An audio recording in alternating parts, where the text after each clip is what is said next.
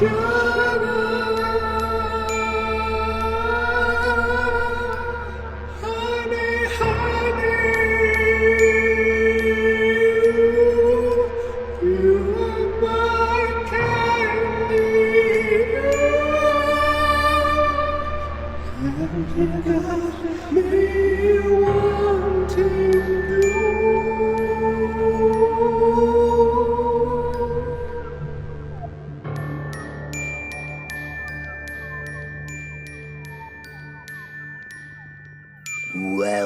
to Riverdale After Dark, a podcast about the CW's Riverdale that's gonna kill you as soon as it looks at you. I'm Alex.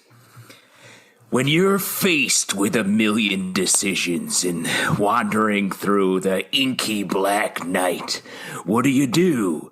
Have sex in a room full of candles? Yeah, you can definitely do that, and that makes it all better. But the real answer is turn to the only thing you can trust, a magic 8-ball. Yeah. I'm Justin. I'm Pete. And we are going to be talking about Riverdale Season 6, Episode 14, Chapter 109, Venomous. Before we get into it, let's do a little bit of recap here about what's going on in the old town of Riverdale. So everybody has been getting superpowers. Jughead can read minds. Betty can see evil auras. Veronica discovered she might be getting some powers last episode, which is... Yeah, Kiss of Death, we found that out. We're one step ahead of Veronica, but she figures out a lot more about it this episode. Archie is impervious to harm and super strong, except to one thing, the metal palladium, which unfortunately Percival Pickens, who is an evil something or other... PP. Yeah, who has the power to control people, coerce people's minds, unlike Jughead, has a chunk of palladium, which comes into play this episode, and he has brought Reggie over to his side after Reggie and Veronica's recent breakup, partially having to do with the co-ownership of the local casino, Babylonium. Come on, Reg. Having to do with a lot of other issues that they have going on in the background. Meanwhile, we've got Cheryl, who the two things she's dealing with, or the two big things, I guess, is she has the powers of fire. She can control fire. And also she has started to reconnect mentally with her old crush, Heather, from back in junior high school. That comes back in a big way this episode. Tony and Fangs are off doing something. We're not 100% sure what. Tabitha is off in Albany. And she's coming home soon. She is coming home very soon. She'll be in the next episode, and I believe Tony and Fangs will be in the next episode as well. They've been... About time.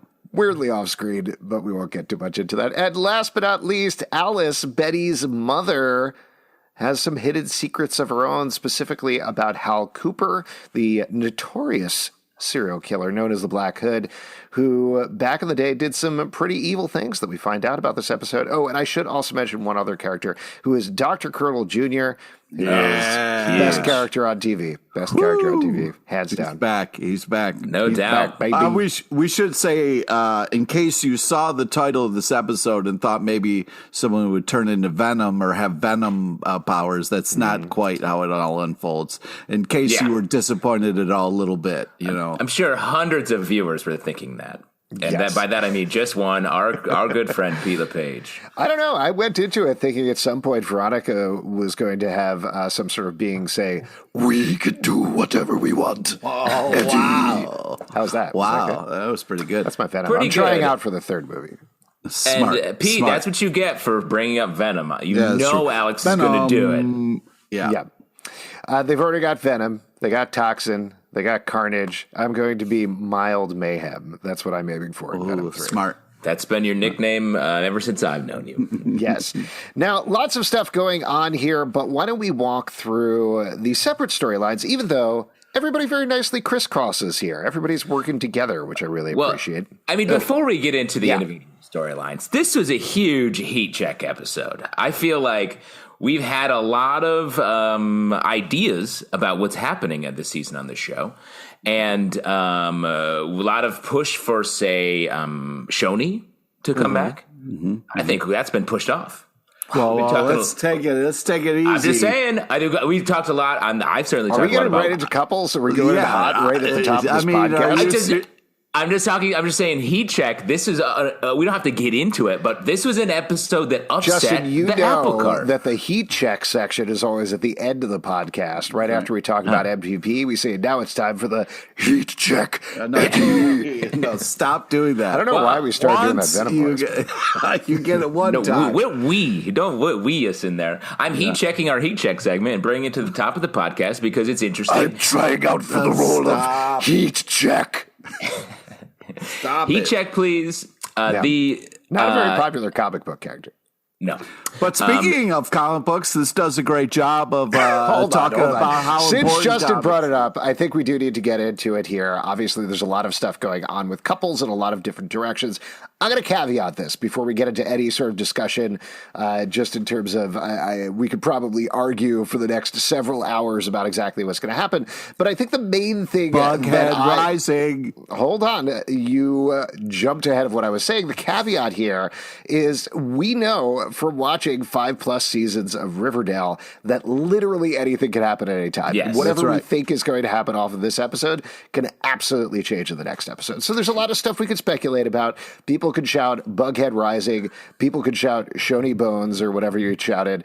They could shout all these things, and that might absolutely be true, and that may play out. But we've still got a lot of episodes to go, particularly in Riverdale time here, and anything can happen. So that's a caveat, not just for us, but also for the listeners. For everyone. And that's what I was excited about in this episode, despite the fact that it definitely does feel like there's now Bughead is rising a little bit, and Barchi, there's like some interesting energy happening at the end of this episode. They brought the ships back in a way that casts them into chaos. And I think that is very smart of them because it just feeds our speculation. So That's right. I just wanted to shout that at the top. And that this was one of my favorite episodes for a couple of reasons of this season. For a couple of reasons, it shook up everything that we've been talking about. But at the same time, there was some progress. I thought this episode was shot super well. There were some great, super interesting shots. The spider walking across the frame when Cheryl was talking to Veronica. So cool. And the dance sequence at the end. One of my favorite of the series. Wow. I thought it was really well done. I also want to give a caveat, not a caveat, an asterisk shout out, not just to the director of the episode, but also the editor of the episode. I'm sorry, I should have looked up the names, but I do think beyond the fact that you did have these very cool shots, the way that it was edited together was really neat as well. Like the Jughead Betty going into each other's minds thing was very simple camera tricks, but the way that it was edited together was very cool. You were talking about the end sequence with the dance, the sliding frames with Jughead remembering things at the same time. So cool. I love that stuff like that. And that is, you're right, that's the editor and sort of the direction of the show to have those sliding panels. Cool. Panels like in a panel of a comic book, which was exactly where this started. Good call. And the whole paging through Betty's life like she was one giant long box was just really amazing and such a cool idea. And I loved everything. That's your nickname for your girlfriend, right? Long box? Nope. And honestly, Pete, if it is, bless you, but I would keep that to yourself. I would keep it to you. Don't tell Alex stuff like that. Keep that idea bagged and boarded, okay, buddy? Speaking of bagged and boarded, always keep it bagged and boarded. I mean, look at that. Those comics, I mean, you had some action comics, some old stuff. They should have been bagged and boarded. You can't just have them out there touching them with your greasy hands, Jughead. Come on, dude. They're mental comics. They're metaphors. It's hard to bag and board them. The metaphor ones, fine. I'll give you that. But the other ones, come on. The real ones. Yeah. Nice. Shall we start now there? Let's then? walk through the episode. Okay, let's get into it. Let's walk through the episode. I think, what do you guys want to do? Do you want to walk through it bit by bit, and we'll see where we get. Let's see what happens. I'll start talking, and then Pete will take it back 5 minutes. We'll talk about the end of Blackish, like the last 5 minutes of Blackish that plays before Riverdale, and then we'll go from there. Nice, yeah. That's where Pete always wants to start. Yes. Jughead, as you mentioned, is reading comics, which, like Pete was talking about, is a big theme of this episode. This is also, and I think this is actually a good place to start, because it's not addressed in this episode, but it is something they're layering throughout. We're starting to see memories and scenes and even lines from Riverdale break through here. Later in the episode, we get the exact dialogue from back at Riverdale with Archie saying, "I didn't know you like comics so much." And Jughead saying, "I contain multitudes." In this case, it doesn't specifically seem like Jughead is remembering it the same way Tony was a couple of episodes back. But what's your theory? What do you think is happening here between these two universes? I think it's leaking. The barrier's breaking down. I think the line choice here, I contain multitudes, feels like something we've speculated about, like this is all happening in one of the Jughead's brains. This is a story that Jughead's writing. He contains Rivervale or Riverdale, or he contains both of these universes, and they are bleeding into each other. So I think whatever's going to happen at the end of the season, there will be some sort of, I want to say, crisis on infinite jugs. Whoa. And that will then result in a new final Riverdale forming, I think. Oh, wow. That's interesting. So you think there's going to be a reboot at the end of the season, potentially? Not even a reboot, but just sort of like a defined, here's what is real. It'll go back. I think we'll lose the superhero stuff, the superpower stuff, and get back to like, here's what happened. I think we'll pull, just like Rivervale, we'll pull elements across the timeline, the realities, and have just like a new status quo. Well, speaking of that, we did kind of get a flashback within the show where we got to see, Jughead talking with Betty, which was absolutely magic. Hold on, just you're jumping ahead. You're much jumping ahead. later. I know this is the only thing you want to talk about, but just to stay on this multiverse thing for But that's what I'm trying to say is we had flashbacks from earlier, like in this show, which was such an interesting, cool thing to do. You know, like the memories was actually stuff that we'd all experienced together. So it kind of worked really well to show. Yeah, but you famously were raised on Buckhead, so that was, must have been I gotta nice. say, It's one of my going back favorite in your things, memories. and this is jumping very much as this thing that has nothing to do with what we're talking about. But in that scene where Jughead goes into Betty's memory, or ostensibly Betty's memory, and sees him crawling through the window, it was crazy when the camera cut to you, Pete. Like that blew my mind. Yeah, I could not believe you were in there as well the entire time, hiding under the bed, cackling like a madman. Yeah, it was weird to see you. In the episode. Here's what I want to say real quick about the multiverse thing, maybe a little bit more evidence here. There are a couple of pictures that were put up over the weekend from on set. Vanessa Morgan and Drew Ray Tanner put them up, and it seemed like they were both wearing wedding rings in the pictures, and people already kind of on edge about everything were like, well, that's it. Tangs is married. Tony and Fangs got married. However, Drew Ray Tanner posted the picture on Instagram with the text, "Into the Riververse." Add that into the fact that Ted, one of the writers on the show, posted up a thing saying what they were filming right now is the biggest thing they've ever done, maybe even bigger than episode 100. And I think, Justin, you're probably right that we're not just going to see Riverdale and Rivervale, but we're actually going to see a multiverse of Rivervale and Riverdale and Rivergale and Rivermal, a couple of other things like that. Throw some other letters in there.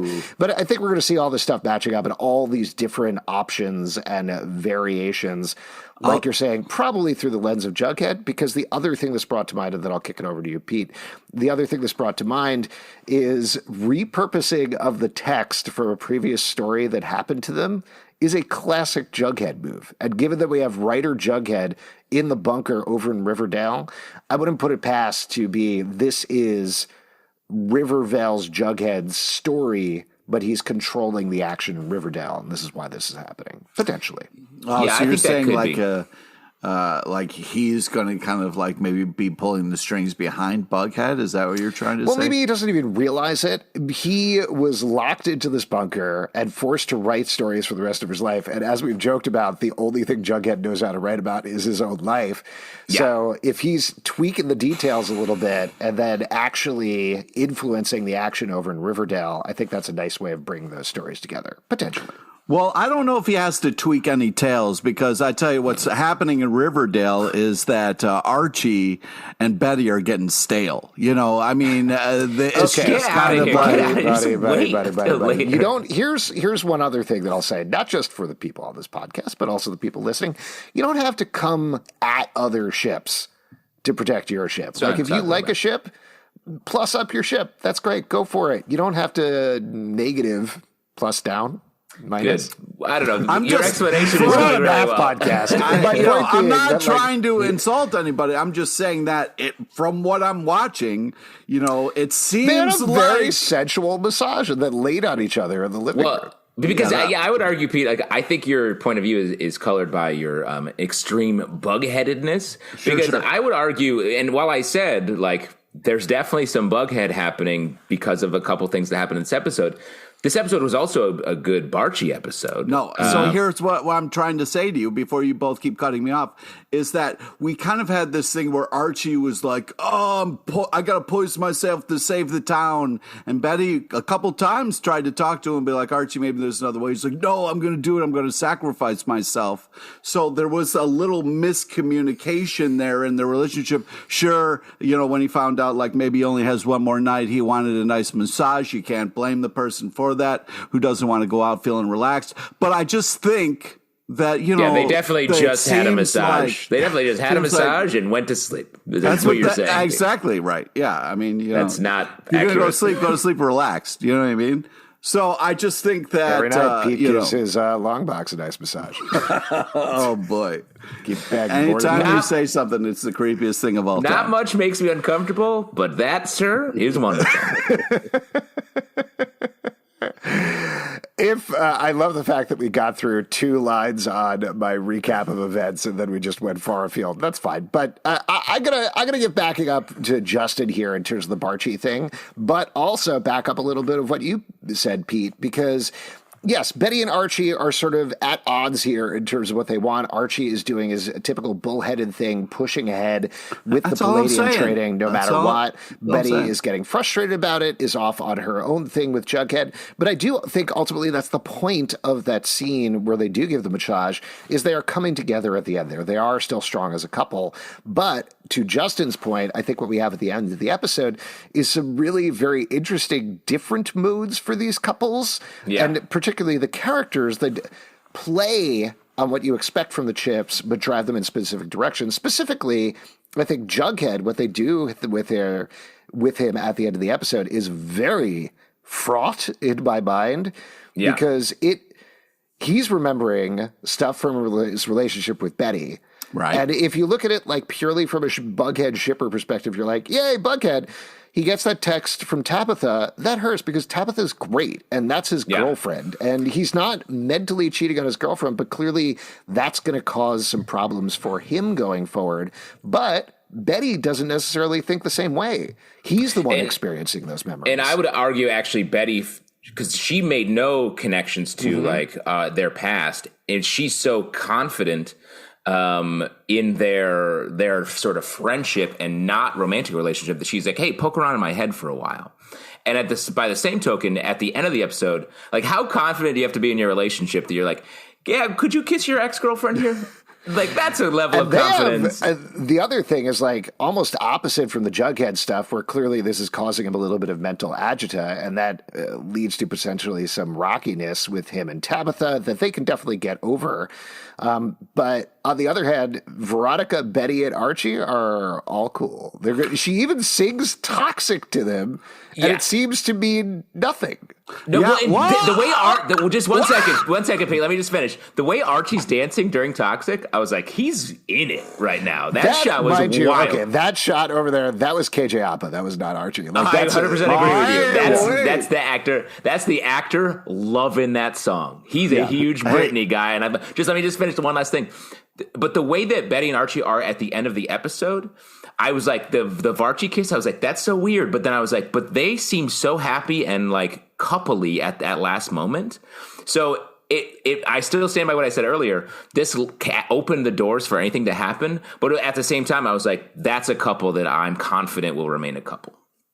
Whatever. Anyway, so the being cool with the kiss was one thing, but when you kiss somebody, sometimes things change. So we don't know what's going to happen. Never noticed that. At the end, if you guys were like, oh yeah, they're cool, they can kiss or whatever, Betty did steal Veronica's kiss from Archie that she blew at Archie. So you don't know where that kiss is going. What are you, like a kiss analyst? Yeah, that kiss is going to Archie. I think that kiss was to Betty. Betty grabbed it. No. Alex. Well, who's that kiss targeted to? Alex. I didn't see a laser sight on that kiss. Yes. I'm going to back up what I said earlier, and I think that kiss was aimed towards Lily Reinhart, not Betty, or that was not the characters in that scene. And that's totally fine. They're having a great time. They're having a good time. I was just very surprised that it didn't have any more of an impact. Everybody seemed it's cool going to above have whatever. It's going to be a deep impact. It could be a deep impact, could be an Armageddon. We honestly have no idea which way it's going to go. idea. But yes, absolutely could impact the next episode. In classic Riverdale fashion, they could reverse everything, and suddenly Veronica's like, that sparked feelings in me towards Archie, and I'm going to get him back, and I hate Betty now. Or they could continue to be totally fine with it. We just don't know. And that's exciting for the show. That's why I applaud this episode so much for bringing all the ships back into a fold in a way that doesn't change anything, but throws some fun little tweaks in there. So, well, that's the thing. I'm here for it. That's the thing that what you're getting at is exciting because the opportunity that is now available is exciting to see if there is going to be any movement and what that's going to mean. But I tell you what was a little heartbreaking was Reggie, because I want, Reggie being like, it was me the whole time. I'm taking you down. I appreciate the fact that he's standing up for himself, but at the same time, he's really slammed the door shut on their relationship, which is a little heartbreaking. Because why don't we very briefly just go over this arc, since we have been jumping all over the place. So the Reggie Veronica arc, Veronica is finding out that she has toxins in her body. She doesn't know what's going to happen, but she's literally toxic. She's literally toxic. And then she is a slave for you, if you will. And she finds this out by talking to Dr. Curdle Jr., who thinks she's going to die. By the end of the episode, thanks to Cheryl and a little testing on her own in a bubble bath, she finds out that no, she's not. She can actually control it as long as she can control her emotions. This coincides with Reggie teaming up with Percival to try to take over the casino in a hostile business takeover, using the idea that very briefly she is put on dialysis by Dr. Curdle Jr., and they use that as a sign of her weakness. She shows off doing Britney Spears' dance number at the end to prove to them that she is not, in fact, weak. But as Pete mentioned throughout the episode, Reggie is really throwing it back at her. And I think and I like this move, not being controlled by Percival. He is just doing this on his own. And I appreciated that. Which is a little heartbreaking, though. It was upsetting, but it's setting up sort of like not just Percival as a villain, but like a couple, like Reggie's like a sub boss for Percival, it feels like here. And Reggie's being Reggie. The line where he's sitting with the board members and he's like, Veronica, you look insane right now. I was like, oh, very fun. Like he's just being a regular dick. So I like him as this level of villain. I do think much like his time with Hiram last season, he will eventually turn on Percival once Percival is exposed as this like absolute monster. Yeah, because I like it when it's Reggie's like secretly a good guy, but rolls with the bad guys just to kind of get a lay of the land. You know what I mean? Well, I don't know if it's a lay of the land so much as he falls in on the wrong side of the tracks and then gets pushed towards the right side of the tracks. And I think that's classic Reggie Mantle, Archie comics. Like, I think that's why they're playing them like that here. We don't get really a sense other than, as Veronica calls out, he's pissed off because they broke up, which it could simply be that, but there is so much other things going on in the background in terms of his dad being sick, him feeling pushed to the side by Veronica's past relationship with Archie, among other things, always feeling like he's second fiddle. So that's all stuff that they can deal with going forward. I don't think they needed to this episode. Just making him into pure ragey villain was a good place to have him, just for one episode. Yeah, I liked it a lot. I also want to talk about Veronica bouncing back and forth between the two main medical options here in Riverdale. Dr. Curdle Jr., a mortician. And she's going to him and be like, hey, help me out with some very extreme medicine. And Cheryl. The other doctor figure in town. That's some wild, and obviously it works out. I would say instead of the town with Pep, it's a town that needs a real doctor is what it is. The town with a hospital request pending. I'll tell you what, this is blowing up my MVP status at the end of the episode, but Veronica or maybe Camila Mendez more than anybody else, I think is relishing and rolling with everything that's going on here. Just this entire time, she feels like she is in her element with all of this. Yes. And one of my absolute favorite things that they've been playing every episode, while Archie, Jughead, and Betty in particular are going, oh, what are we going to do about Percival? How are we going to save the town? Veronica is basically like, screw it, I will do it myself. About everything. She is in charge. She's taking care of it. She is owning everything. She's leading into it. It's great. I'm loving it. I agree. And she's enjoying it with a little bag of smart food popcorn. Yes. The entire time. Well, once she found out that she wouldn't die from toxin, she was finally allowed to eat smart food. Yeah. Great product placement. By the way, I ate a ton of that shit. It didn't make me any smarter. Oh, maybe you're impervious. What? I don't know. You should check the label on that. Okay. Yeah, I agree. Veronica, great. We talked about the kiss scene, but Veronica in that scene, you can see it. Because I do think there was a moment where she was like, okay, like there's still that heat between her and Archie a little bit. Yeah. But it to me, it felt more that she was just like, oh my God, you guys really care for me as a person. And you guys knew that I'm upset and feeling low. Because the way it was positioned where my two friends helped me out and then we get the reveal of what happened. Like, I thought that was really sweet. And that's why I think that she was blowing the kiss to Betty at the end of the day. So I thought it was great. I did want to say, like, she gives that speech where she's like, all right, shareholders, let me build some confidence in you. We should keep this casino. I will kill you if you try to take it from me. And then she's like, and just to cap it off, I'm going to dance. What are those old, stuffy, money people who are like, great, dance? Person in charge of our money. Tell you what, it's network upfronts funny. week, and that's exactly how that works. Yeah. Bunch of stuffy advertisers sitting there, bunch of young stars dancing in front of them, doing a little song and dance, sell that advertising. She's got it right. She's going to do great this year. She's got it right. Yeah, she's going to have a great year. It's kind of sad. But I did think that was one of the best dance numbers. I thought Camila Mendez was so good in it. And it was shot super well. And it really folded into the story in a way that they don't always do with the dance numbers. I was like, this actually is capping the story. It's Veronica's rise throughout the episode. She's coming into her own and taking ownership. And at the same time, like, sort of winning her battle with the shareholders and reaffirming her friendship with Betty and Archie. Just a great climax. Well, I mean, the most telling line there, I would say, is from Betty when they do the flashback scene to Betty offering up Archie as a kissing vehicle, saying, we want to see you get your main character energy back, which feels like that's got to be something they discussed in the writer's room. They're like, Veronica is a side character right now. How do we give her main character energy back? And they're like, here we go. This is how we do it. So, good for them. What were you going to say, Pete? Well, I feel like, I was very excited when Veronica could outdrink everybody, and I was hoping like maybe she could do like a contest where she would just drink people under the table and get money. But I guess, she's going to go with her whole casino thing. But, I really enjoyed the Cheryl interactions in this episode, especially with Veronica and the classic, like, you are now the spider woman. I will give you the spider brooch. Just hysterical. Like, Cheryl was killing it, man, as always. I had a revelation about Cheryl in this episode. Okay. She is the Nick Fury of this season. Ooh, wow. She's the one who's bringing together everyone as sort of as the Avengers of Riverdale.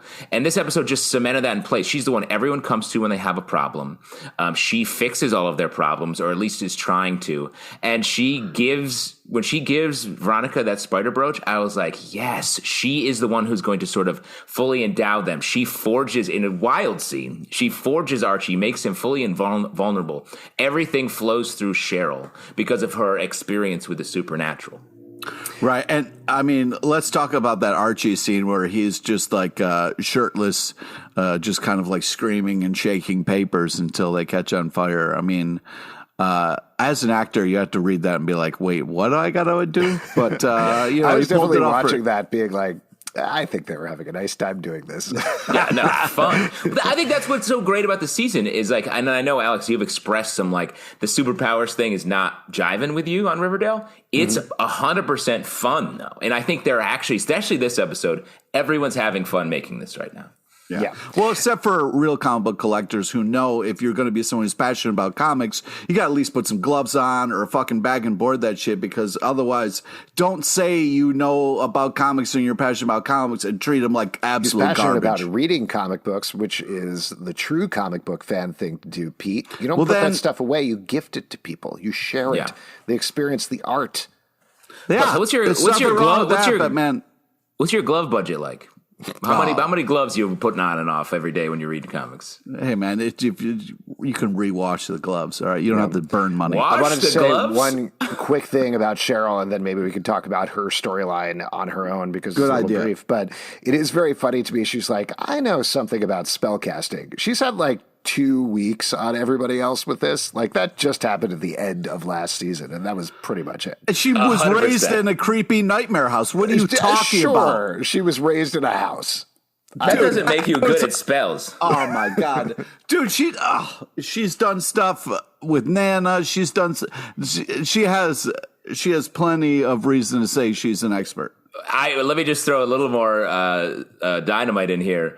It's crazy. She's like, hey, everybody back off. I'm a professional spellcaster. And she's like, where do I get advice? Oh, a toy 8-ball is where I mostly get my advice. I was like, sure. Or Do you creepy know Nana. she's like somebody who went to, I don't know, London for a week and came back and was like, let me tell you guys about London. I'm kind of an expert. Yeah. Well, let me tell you the best places to go. They're like, oh, I'm back from London. It's like, what are you talking like? You were there 1 week. Why do you have an expert? Madonna. Come on. That's Cheryl. Exactly. Madonna takes shots. But take it Cheryl's easy. storyline, very brief, that we've touched on most of Nice this. one, Miles Mayhem. You got Madonna like you've been wanting. Thank you. Don't. Cheryl is trying to reconnect with Heather. Like you were talking about, she's using a magic 8-ball to try to find out if she should talk to her. She's being hardcore razzed by Nana Rose the entire time. Oh my God, so funny. Nana Rose throwing straight fire at her, being like, normally, if someone likes you, they reply. I know. I wanted to be like, yo, Nana Rose, who's emailing you? What emails you got pounded down your BlackBerry, probably, that you're getting these messages on? But like, I mean, what are your expectations at the top of the episode? When you sit down for a conversation with Nana Rose, like, of course you're going to get roasted. She only throws out burns. She's devastating. Yes, but overall, Nana Rose, Nana Thorns. That's what I'm talking. Yes. Nana Thorns. I like the Cheryl storyline because, getting back to the fun of it, it seems like Madeline Petch is having fun. And in the middle of an episode where she's doing these big arch things, talking to Veronica about poisons and advising Archie with palladium soup, which we'll get to in a second, among other things, ludicrous. She just seems like a normal person being like, should I call this girl I used to like? I don't know. And it was just such a fun change of pace throughout. We also, finally, at the end of the episode, get the reveal of Heather, filmed, interestingly, just how the Sabrina reveal was filmed back in the Riverdale event. Of course, Heather comes from Greendale. She's a librarian there. Sabrina's faking it and she is actually Heather? Is that what you're saying? Oh, I was not saying that. Oh. But if Heather is faking anybody, she's faking being Miss Grundy because they're wearing the same costume. Interesting call. Well, but isn't Miss Grundy, didn't she live in Greendale for a while? Yeah. Oh, maybe she did, yeah. Maybe that's how everyone dresses there. But I also think she's a librarian in Greendale. She's going to get up to some witchy stuff. We're going to see Heather's got some witchiness to her as well. But just to go back in on the Cheryl stuff. Wait. What kind of logic are you throwing down there? That all witches are librarians? What was that? But where do spells come from? Books. Where are books? Library. Case closed. Case closed. Go to a library. That's some real 7 degrees of Kevin Bacon. I used to work in a library. Everybody there was I know, Alex, it's all you talked about. It's all you talked about last episode was your library. Spells. Well, you were getting out too many books about like trees or whatever in the wrong Dewey Decimal. I want to know what they are. Why won't anybody tell me what trees are? You know? Yeah. What are trees? Google search. Are trees. Trees? Question mark. We kick off. You're trying to buy weed. We kick off. Pete gets it. Pete knows what I'm talking about. Oh, Mild Mayhem doesn't get it. What are you talking about, Eddie? Stop it. Why? Cheryl, we're way over the rule of threes on that. Fucking walk away, dude. Once you pass three, you gotta. Once you pass three, you gotta keep going. I'm not gonna make it past another one. It becomes funny every three. You're going to have to finish it if you do Actually, I another don't one. think that's how it works. Clock it, people. Clock it. Keep the count. Ding. So that we get the first scene with Nana Rose, and then Nana Rose is watching a painting like it's television. What was that painting? It was the spider brooch. Oh, okay. It was a very intense version of the spider brooch, was my takeaway. Or it was one of the alien face suckers from Aliens. It looked like somebody cradling a spider to their naked chest. I could be wrong about that. Like, that's where like a brooch baby goes. Yeah. Spider to your baby. naked chest. It's hard to put a brooch on a bare chest. I don't know. But Anyway, it was a beautiful piece of art. Go on. you want to be formally nude. I just love Nana Rose in this scene, like from watching the painting like it's TV to she's like, oh, the Rasputin book. Yeah, I was just reading that casually. I was like, Nana Rose, get out of here with your life. And then she just absolutely destroys talking shit about how email works. Mm-hmm. Just a huge Nana Rose episode across the Oh, my God. Yeah. It was great to see the Rose still slanging it around. You know what I mean? Yeah. Yeah. Yes, I thought this was great. Very fun. Liked all the Nana Raz, if you will. Nana Raz, good. Thank you. Good. What do you think about the arrival of Heather? Because I know you talked about Shoney going downhill or maybe not coming back this season by the end of the episode. Obviously, a lot of people were very upset about that with Heather arriving. I still think there's a chance. Maybe I still think there's naive, a chance, but I just think yeah, there's definitely a chance. There's going to be, I think this is going to be something. As opposed to in the hearing about Heather, I thought it was going to be like maybe a one episode sort of redefining her past or owning like sort of how she became the person she is. With Heather arriving the way that she did, I was like, oh, this is going to be a thing. I think it's kind of like a high fidelity situation where, you know, sometimes to appreciate what you have to go back to your past and talk a little bit about to your exes and then kind of like come back and then recommit yourself to the Shoney. You know what I mean? Yeah. And Pete, let me applaud you for having one point of view on all these relationships and sticking with it no matter what happens.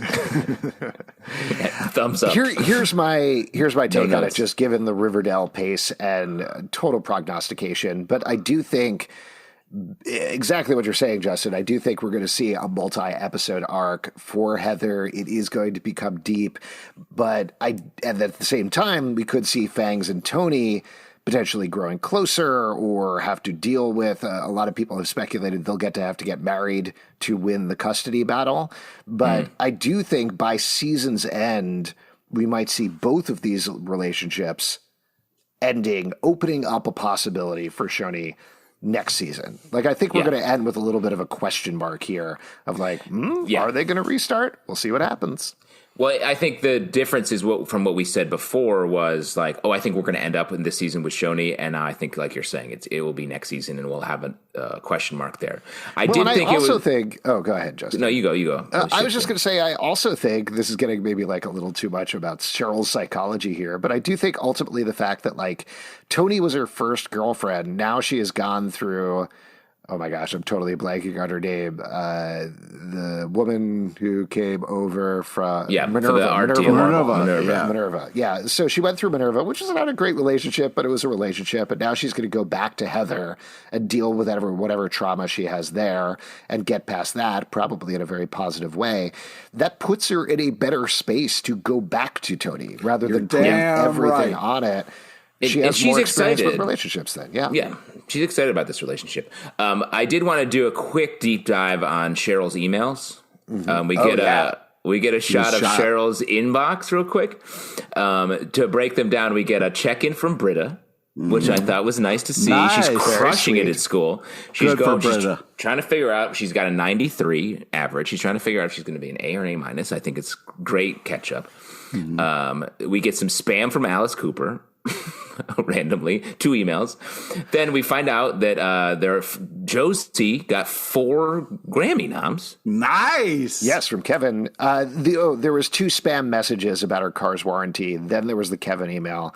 Then there were 2 emails from Alice, one of which I think was mislabeled. One of them was probably from Josie because it was Alice's email being like, thank you so much for the congratulations on the Grammy nominations. Yeah.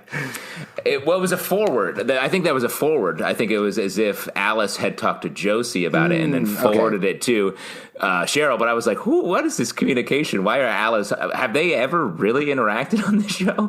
They have an active email relationship. Kevin, despite the fact that he's sort of gone bad, is still like shouting out the Grammy noms for Josie to Cheryl. And then that's the closest we got to Kevin all episode. No, this is the best one, though. Yeah, that was the best one. And there's like one spam about like a mortgage thing, but then there are 2 emails from the Bank of Riverdale. And I just want to say, that's got to be a fucked up bank. Yeah. That's some sort of... No, I was saying the best one was the thing that Alice forwarded to Cheryl. It was an article... It was an article about how fraternal twins age at different rates than identical twins, which is yet another explanation of why Jason is a year older than Cheryl, which I thought was very funny. That's some secret shit right there. Yes. But yeah, overall, the Cheryl storyline was very good. Why don't we move on and talk about the Archie one, since we've touched on that a bunch, and that does tie into the Cheryl thing. So as we mentioned, he is trying to build up an immunity to palladium, and he does that first by wearing palladium and getting himself super sick. Then Cheryl makes him some palladium soup that he drinks. That makes him even sicker. And then ultimately she forges him using fire into witch fire, and he becomes impervious to palladium. So everything's Iron Man. Iron Man, you know? Does that sound familiar? We have some sort of Nick Fury type making some sort of Iron Man. Great. I'm not familiar, sorry. Anyways, I want to go back to the discussion here where we have Cheryl and Betty and Archie sitting down, and Cheryl's kind of laying this all out. And it was just such a funny, classic Archie moment. We were just like, yeah, force me now. Force me right now, whatever it takes. You know, and it was just just got explained to him, and he was already all in. It was just Archie, that happened a couple times in this episode. Like, I loved Archie. Cheryl's like, the raw palladium's too intense. Try this palladium soup. And he's like, okay, and it worked for this Russian guy? Get to the point. How do I kill myself almost? Hurry up. Just tell me how I almost kill myself, and I'll do it right now. And he does it, and it is very funny. And you see Betty. That's how I could tell that Archie is really settled in for the long haul, because Betty's like, wait, Archie, wait a second. What are the side effects? Death? Archie, see, death. That's how you got to pay attention here. And I thought that was just a fun back and forth that you're talking about. 2 things that I thought were kind of fun or interesting in the storyline to focus on. One, so he takes the palladium soup and he's like, well, this isn't working, and then pours it down to the drain in the sewer. So the entire sewer system gets entirely contaminated with palladium. That doesn't seem great. The other thing that I think might potentially have been a little foreshadowing is the note that Rasputin was impervious to harm, and ultimately they had to drown him to kill him. Mm-hmm. So I do think we're going to get something down the road where Archie gets drowned? Percival tries to drown Archie, and he's going to find out, oh, wait, my insides are not impervious to harm. I still need to breathe. That tracks back to what we said earlier on in the season, that Archie is sort of tracking the Unbreakable, the movie, the M. Night Shyamalan movie, because that is the vulnerability to Bruce Willis in that movie as well. Yeah. Water, yeah. So that's good. Anything else about the Archie storyline we should call Well, I mean, you know, good for him. I mean, as an actor, if you're going to stay fit, I mean, get all the shirtless scenes in. You know what I mean? Like, good for you, I guess. Archie was worried he was losing weight, but based on how he looked, I don't know where the weight was coming from. Like one lock of hair that falls out, and he's down like 30 pounds or something. It was nice to see him a little vain where he was like, I'm losing my hair. You know, it's like he lost a strand, but okay, I appreciate where you're coming from. He didn't mind at all when he broke his hands boxing, but he's like, he loses one piece of hair. He's like, Cheryl, burn the shit out of me if my hair's going. Do you think there's anything to the fact that last episode Jughead ruined his hands, and then this episode Archie ruined his hands? Wow. Watch your hands. Hands are important. Yeah, they are. Yeah. I also thought it was funny after he was drinking the palladium soup. And it's probably a gazpacho, right? Like it seemed like a palladium Gatorade, to be honest. Yeah, it seemed like a Gatorade. A soup is a strong choice here. Yeah. But when he's drinking the soup and he's at the gym and he's doing jump rope and everyone's like, yeah, jump! His gym fans are just like going crazy, and then he falls over and they're like, whoa, dude. The idea that his gym is just like a fan base of people who love him. Well, I mean, yeah, anytime someone breaks out a jump rope in the gym, you're going to get a crowd because people like to see if you can jump it. You know, You can jump the rope. Yeah, which is the whole Yeah, thing. that's one of the main things. yeah. Yeah. Why don't we talk about Betty and, well, Betty in general, but also Betty and We should talk about Jughead. drunk Betty. That was a fun moment there. Drunk Betty? That was like a quick thing. I know, but then Yeah. she went after her mom and she was still drunk. She's like, you know what, Mom? I was like, get it, drunk Betty, get it. So Betty's storyline is she has Jughead take her inside of her memories because she realized last episode she has suppressed memories. And over the course of the episode, she finds out that Hal was grooming her to be a serial killer. Alice knew about it, and not only knew about it, had the serial killer genes herself, something she lied about in a previous season that everybody's been wondering about how that worked genetically, and this sort of plugs that little hole there in terms of that family tree. And then not only that, Alice helped Hal hide the body of a deputy under their floorboards for, I want to say conservatively, 20 years, something like that. Something like You that. can still tell it's a police uniform, though, luckily.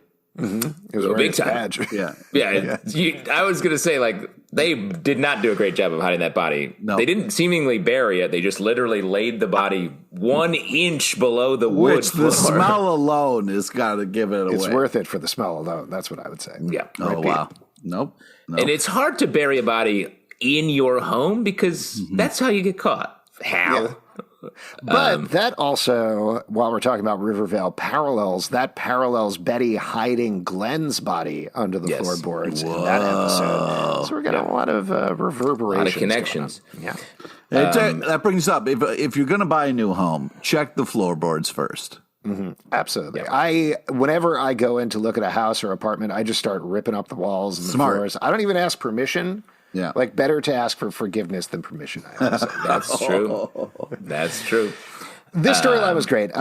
Even in a non-romantic context, I like seeing Betty and Jughead work together. The fact that they played on the Betty and Jughead relationship so well and went into their history, I thought was really good and interesting, as we've talked about how that plays off of Jughead. And I do appreciate that they did, like I said, plugged all of these holes in the continuity. Even though it didn't feel like the biggest revelation in the world to find out that Hal groomed Betty to be a serial killer, because we kind of knew that already. It's still a nice well to go back to. It was over pretty and over creepy well, man, where it was like, hey, what it feel like when you were murdering that thing, huh? And it felt good, right, kid? Come on! It was genuinely scary. Like, Hal has come up a couple times in the last few episodes, and he's great. He's scary in the right ways. The scenes they use him in, he is the creepiest he's been, I think, in the whole series. I will also say, I still think it's probably a crackpot theory and almost definitely wrong, but this episode does provide a good amount of backing for the Betty's TBK theory. Agreed. I was thinking about that a lot watching the episode. That's why when she went into the brain, I was like, dig into the TBK stuff, Jughead. Like, we need some answers there. Well, just to review this, because we were talking about this on the last episode, we've never actually seen Betty and TBK in the same place. There's a possibility that she could have created some sort of Fight Club separation in her head and created TBK for some reason. And I do think this episode points to potentially that reason, because not only was she groomed by Hal to be a serial killer, but Alice, they specifically dwell on the fact that she wanted to create a separation in her mind between the good parts and the bad parts of her. And I also think overall, why are we going back to this now? Other than, it's interesting to talk about Betty and her serial killer genes and all of these things. This the things that the show has talked about and again. I think it's got to tie in some way. So again, probably a crackpot theory, but I do think we're adding up some potential evidence for that. They do want to go in that direction. It was also really hilarious to see Alice at work and then Betty like not give a fuck and storm right in. Live set, you know what I mean? Just like you can't just barge onto somebody else's set, walk right up to local somebody. News. You never do that with local news. Oh my God. And a show as prestigious as Riverdale today, which again, there seems to be no camera people, sound people, literally just Alice. She's like, hey, we're about to shoot. There's not a soul in that room that they walk into. So I'm sure she just walks around, turns the cameras on, rolls on the audio. Yeah, it's like, exactly. all right, the one woman news team. Yeah, exactly. I did appreciate getting to see Machen Amick do things other than just be Percival's flunky. It's been a long time since we've seen that, and there's some good dramatic stuff that happens with her, particularly towards the end of the episode with Betty. So that was all good to see. What else should we talk about? Any other moments from the episode that either of you want to call out in particular? Well, I just wanted to I feel like we didn't really hit how great Drunk Betty was, because it was nice to see her go after her mom a little bit and really try to get some, information. And the, mom coming home from work and Betty had ripped up the floorboards and the mom didn't even notice. And she was like, Mom. And like the whole turnaround reveal thing was quite enjoyable. I thought it was strange that when her and Jughead were going to dig up the floor, she wasn't wearing shoes.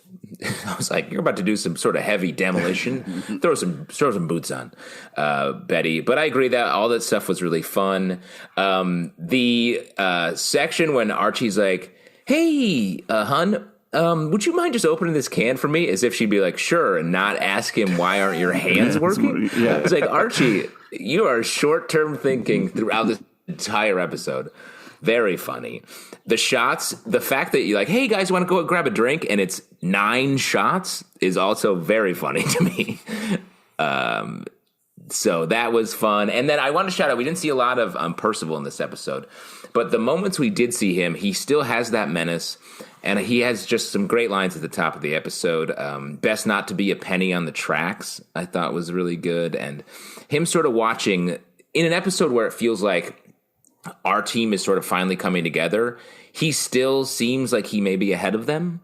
So I'm curious to see if they actually do have a leg up. At the end during the toxic performance, he's smiling a little bit. And I think at least part of it, my supposition was he enjoys the challenge. Like Veronica does keep kind of getting one up on him. And he's like, okay, all right, let's go. We can do this. Yeah. So I still think he's going to bring it. I think you guys got a little far ahead of it here. I want to go back to the Betty mom talk where she kind of was like, hey, like, what was the plan, Mom? You know what I mean? Like, you knew that he was a bad person and you saw us so close together. And it was this interesting, they didn't really deal with it, but the mom just thought if Betty was perfect and like did all these things correctly, she couldn't be evil, which was an interesting kind of defense or idea. She was like, you just wanted a perfect little daughter. And I thought that was just like, kind of quickly thrown aside, just an interesting defense where like my daughter can't be evil if she's perfect. You know what I mean? Like if she gets good grades and does all these things. So I thought it was kind of like an interesting kind of point of view or defense for like, she won't be evil if I can kind of like keep her this pretty perfect kind of thing, which was kind of a psychotic idea, but interesting kind of in all the madness.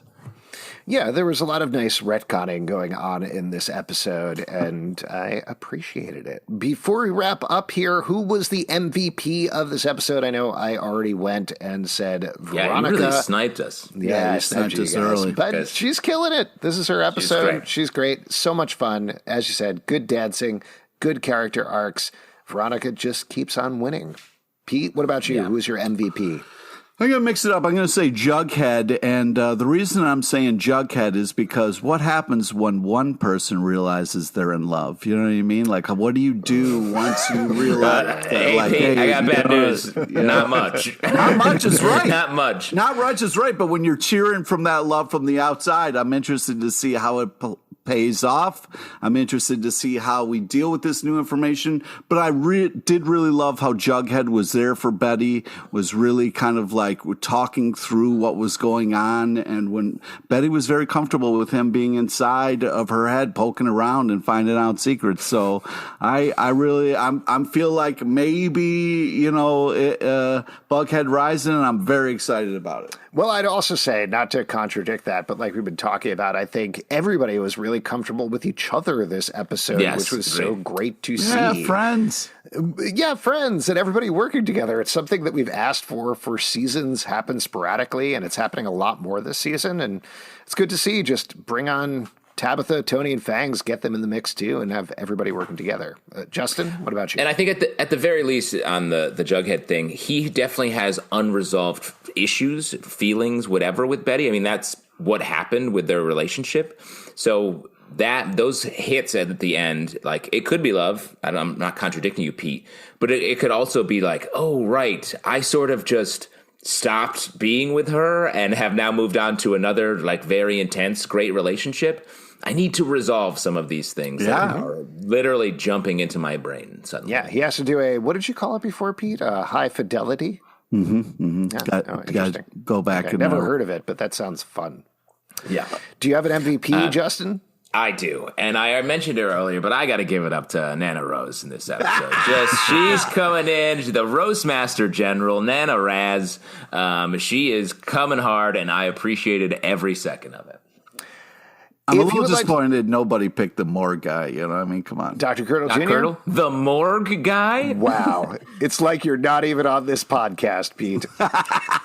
If you'd like to support this podcast, patreon.com/Comic Book Club. Also, we do a live show every Tuesday night at 7 p.m. to Crowdcast and YouTube. Come hang out. We would love to chat with you about Riverdale. iTunes, Android, Spotify, Stitcher, or the app of your choice to subscribe, listen, and follow the show at Riverdale Dark on Twitter, Riverdale After on Instagram, Riverdale After Dark on Facebook, comicbookclublive.com for this podcast, and many more. Until next time, we'll see you after dark, Eddie. Ooh, Mild Mayhem. Shout out to that candle room floor sex post massage.